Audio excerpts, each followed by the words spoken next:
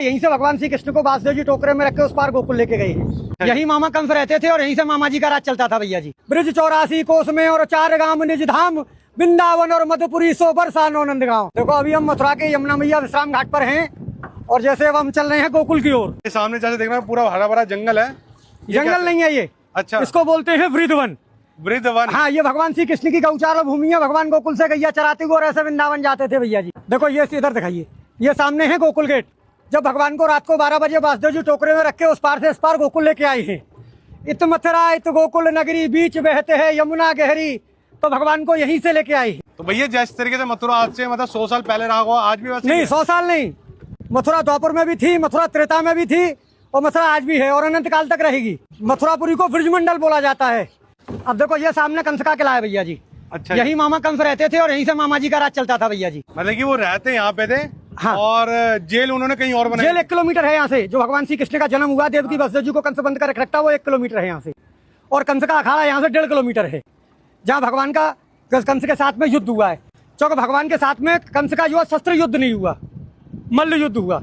भगवान ने ब्रज में 4 चीज तो की नहीं। कभी पैर में पादुका नहीं पहनी भगवान ने। दूसरे नंबर भगवान ने कभी मुकुट धारण नहीं किया। तीसरे नंबर भगवान ने कोई शस्त्र ग्रहण नहीं किया और भगवान ने कभी शरीर पर कपड़े नहीं पहने।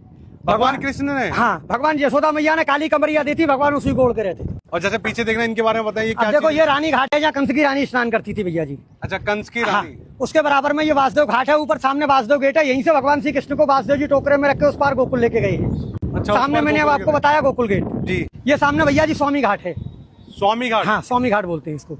ये इधर संत घाट है भैया जी। अभी जैसे ये आपने मुझे बताया था कि किला था ये कंस का, तो इस किले में जाने दिया जाता था? नहीं, उसमें एंट्री नहीं मिलेगी। ऐसा है, पूर्वजों के जमाने से ये बताते हैं कि इसमें कुछ शोध करता गए थे जो कभी वापस नहीं आए, इसलिए सरकार ने उसको बैन कर दिया। मथुरापुरी में सबसे बड़ा पर्व बहन भाई का होता है। कार्तिक महीना में भाई दूज के दिन जो भाई बहन मथुरापुरी में हाथ पकड़ के स्नान करते हैं वो कभी यमलोक में नहीं जाते। ऐसा वरदान धर्मराज ने यमुना मैया को दिया है। अच्छा, हाँ जी। तो सीधा स्वर्ग की प्राप्ति होती है उन्हें? हाँ जी, बैकुंठ। और जैसे देखने में पुराना काशी जैसा लगता है। हाँ जी। जैसे बनारस भी गया हूँ। हाँ जी। तो मुझे देखने में ऐसा लग रहा है। तो बनारस से कुछ? अब देखो ये गुदरिया घाट है भैया जी। कौन ये सा घाट है? द्वारकानाथ घाट है सामने। ये द्वारकाधीश की हवेली है। अच्छा, हाँ जी। तो जैसे मैं पूछूं कि बनारस के जैसा लगता है, बनारस की कुछ मान्यता है यहाँ पे? नहीं, बनारस की तो जितने भी तीर्थ हैं 4 महीने सब ब्रज में निवास करते हैं भैया जी। सावन भादों क्वार कार्तिक। जैसे लोग कहते हैं देव सो गए, तो देवता कभी सोते नहीं भैया जी। उनकी सबकी ड्यूटी ब्रज में लगती है। जब नंद बाबा 80 बरस के हो गए तो नंद बाबा ने कहा कि लाला मेरी हार्दिक इच्छा है कि मैं 4 धाम की यात्रा करूं। तो भगवान ने कहा कि अब दादा अब बड़े बूढ़े हो गए, पहाड़ों पे जाएंगे, गिर पड़ेंगे, इसलिए सब तीर्थों को मैं ब्रज में ही बुला लेता हूँ। तो यहाँ आपको केदारनाथ, बद्रीनाथ, गंगोत्री, यमुनोत्री सब मिलेंगे पूरे ब्रज में। तो मतलब कि अगर कोई 4 धाम की यात्रा करने में असमर्थ है, नहीं तो ब्रज की 4 धाम कर सकता है और फल वही प्राप्त होगा आपको। अब ये आगे आपको दिखाऊंगा मैं काशी मरकंड का घाट जो बनारस में है, उसकी स्थापना यहाँ है। और देखो ये है सबसे बड़ा विश्राम घाट। यही जो है मामा कंस को मार के भगवान ने विश्राम किया है।